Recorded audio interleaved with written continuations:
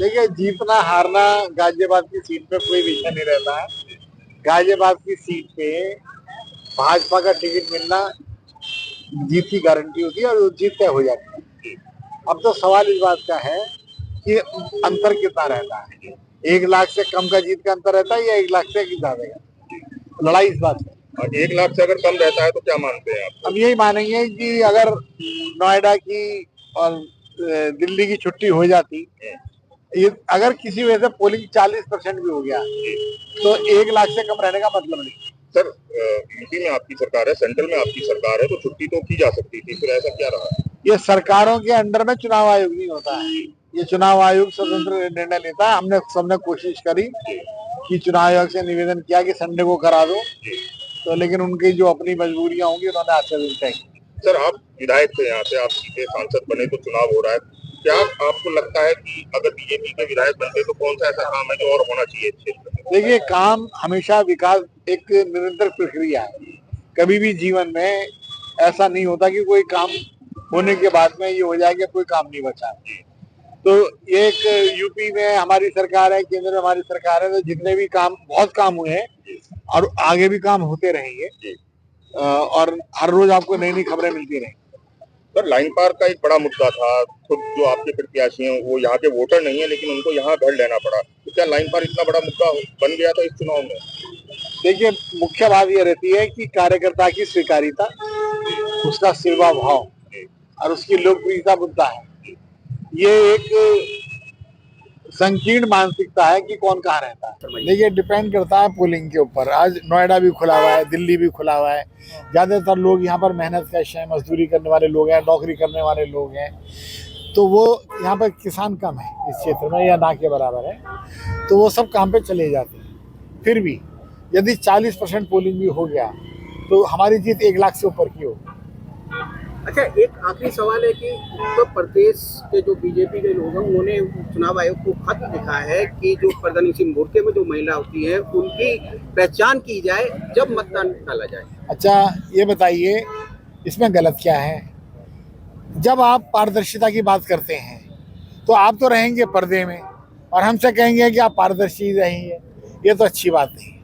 पर्दे में रह करके पारदर्शिता कैसे पैदा की जाए, उसका जो दुरुपयोग है उसे कैसे रोका जाए, तो ये लोकतंत्र को बचाने के लिए पर्दा नशी होकर के वोट डालने पर पाबंदी लगाई जानी चाहिए। महाराष्ट्र चुनाव को लेकर आप क्या कहेंगे कि महाराष्ट्र में चुनाव है और हालांकि लोकसभा में जो आप लोग उम्मीद कर रहे थे कि 400 पार, लेकिन सिमट गए थोड़े परे, तो महाराष्ट्र उपचुनाव जो चल रहा है, महाराष्ट्र में चुनाव, उसको झारखंड चुनाव को कैसे देखते हैं?